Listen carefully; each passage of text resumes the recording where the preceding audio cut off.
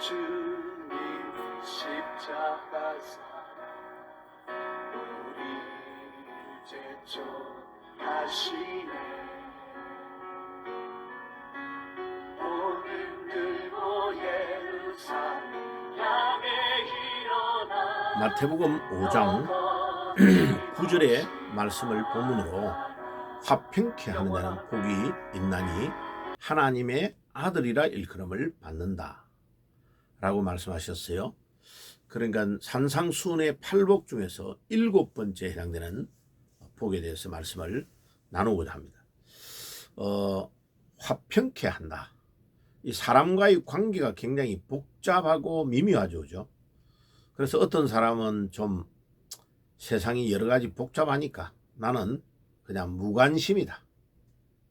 내 것만 알아서 챙기고 다른 사람의 관계에서는 관계 안 하겠다. 이렇게 무관심으로 일변하는 사람이 있고, 또 어떤 사람은 영악해가지고 자기 중심적으로 유리하게 하기 위하여 남을 살살 이용하고 또 사람의 관계를 이간하는 데에 상당히 익숙한 사람이 있죠.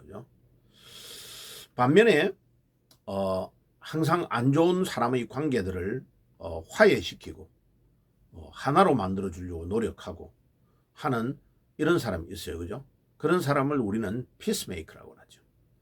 오늘 이 본문에서 화평케 하는 자는 마지막 세 번째에 해당되는 피스메이커의 역할을 감당하는 사람을 말합니다.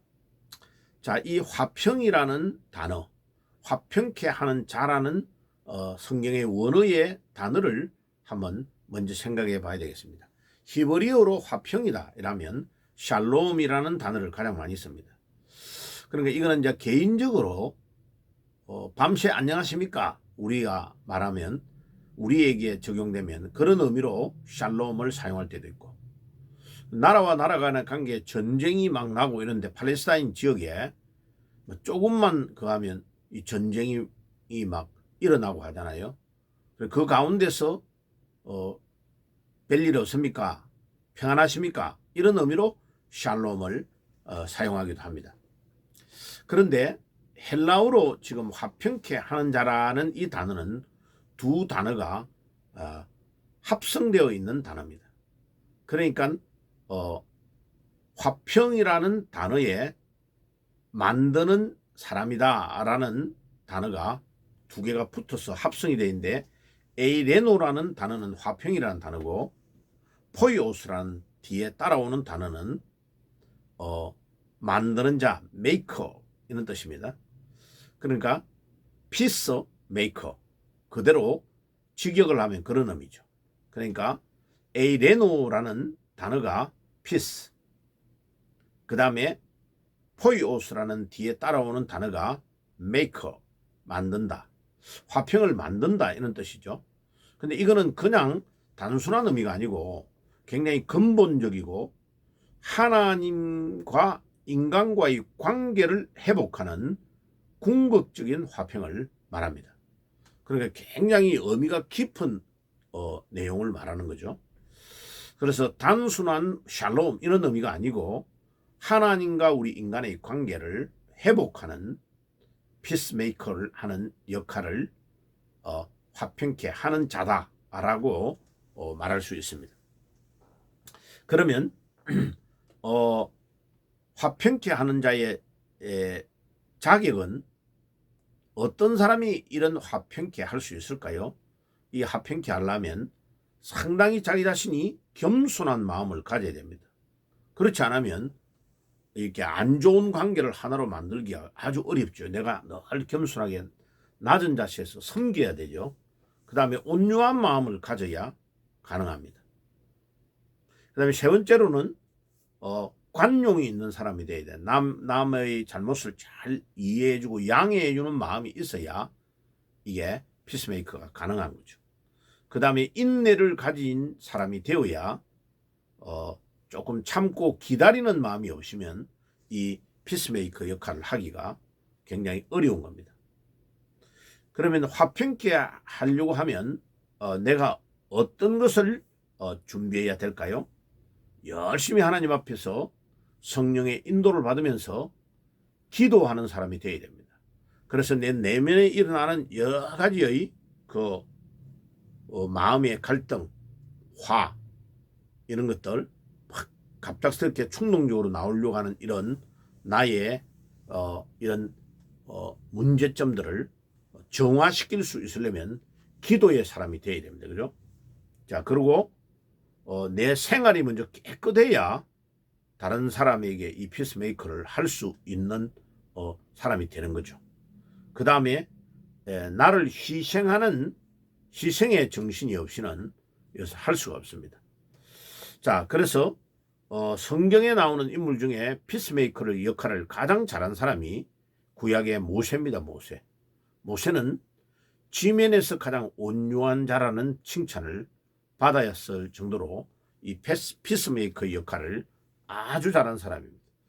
그러니까 이스라엘, 그 별난 이스라엘 종으로서 애굽에서 400년 이상을 노예 생활을 했던 이스라엘 백성 200만 명을 이끌어서 하루도 아니고 40년을 광야 생활을 할 동안에 얼마나 많은 문제가 일어났습니까? 그런데도 이 모세는 하나님 앞에 엎드려서 하나님, 차라리 주의 생명록에서 나를 지워주세요. 이 백성들을 긍휼히 여겨달라고 항상 하나님과 이스라엘 백성 사이에서 중개자로서의 역할을 너무나 잘했던 인물이 모세입니다. 참 이 모세같이 된다는 것은 쉬운 일이 아니죠. 그죠? 하나님 앞에 늘 엎드리고 자기 자신을 죽이는 역할을 감당했습니다. 아브라함도 그 역할을 아주 감당을 잘했던 인물 중에 한 명입니다. 그죠? 자기 조카 롯을 위하여 늘 눈물을 흘리고 기도하고 또 한 가정을 이끌어내어서 믿음의 조상으로 나아가는 길에 이 아브라함이 미친 영향이 엄청 큽니다. 자, 그러면 마지막으로 합평케 하는 자가 누리는 복은 하나님의 아들이라 칭함을 받는다는 것입니다. 자, 이 복이요 최고의 축복 중에 하나입니다. 자, 이 화평케 하는 자는 하나님의 아들이라 일컬음을 받을 것이라고 했는데, 화평을 실천한 사람의 가장 대표적인 인물이 예수님입니다. 그죠? 예수님은 하나님과 우리 인간 사이에 있는 이 죄 때문에 원수가 되어 있는 관계였는데, 우리가 완전히 멸망하여 지옥의 길로 가야 될 우리를 예수님이 이 땅에 오셔서 우리 죄를 위하여 십자가에 피 흘려 돌아가심으로 전적인 자기 희생으로 이 죄를 사해 주셔서 하나님과 우리 사이를 하나로 만들어 주신 피스메이커 역할을 감당하셨다. 그래서 에베소서 2장 13절에서 18절까지 읽어보면 상세하게 이 내용을 설명하고 있습니다. 그래서 예수님을 이사야 9장 6절 7절에 예수님 우리의 화평의 왕이다. 누가복음 2장 14절에도 화평의 왕이다. 요한복음 14장 27절에도 동일하게 예수님을 화평의 왕이라고 말씀합니다. 그래서 십자가에서 피 흘려 돌아가신 이 예수님의 사건이 우리에게 가장 마델이 되는 케이스다. 가장 자기를 희생하고 원수되었던 우리의 관계를 하나님과 우리로 하나가 되게 하시는 그 가치. 그래서 이스라엘 백성들을 구약 성경에 보면 신명기 14장 1절에서 2절, 호시아서 1장 10절에 보면 아들이다 라고 평가를 했습니다. 그러니까 우리가 하나님의 이 뜻대로 피스메이커 역할을 잘하면 우리를 하나님의 아들이라고 칭한다는 거죠. 와, 이거 놀라운 축복입니다. 예수님이 하나님의 아들이었는데 우리가 이 피스메이커 역할을 잘하면 하나님의 아들이라고 일컬음을 받는다. 이 축복 중에 최고의 축복 아닙니까? 예. 자, 그래서 우리가 이 땅 위에 살면서 항상 참 이 피스메이커 역할을 하기가 쉬운 거 아니에요. 그죠? 엄청나게 자기를 희생해야 되고 인내해야 되고 겸손해야 되고 삶의 모범을 보여줘야 되고 그래야 되기 때문에 이 피스메이커 역할을 하기가 쉽지 않은 거예요. 그죠?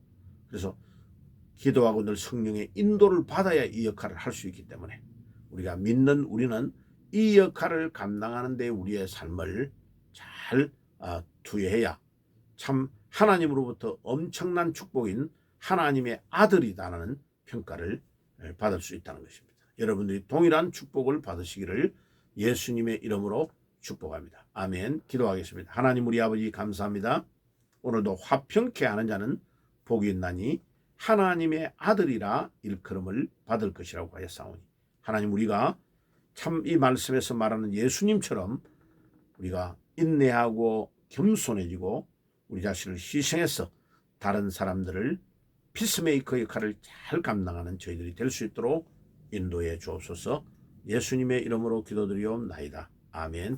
지금은 우리 주 예수 그리스도의 은혜와 하나님 우리 아버지의 사랑하심과 성령님의 교통하심이 오늘도 피스메이커 역할을 잘 감당해서 하나님의 아들이라는 칭호를 받기를 소원하는 모든 주의 백성들 머리 위에 지금부터 영원까지 항상 함께 계실지어다. 아멘. 영원한 주님의 십자가 사랑 우리 제촉하시네. 오늘 들고 예루살렘 향해 일어나 너 거침없이 나아가라.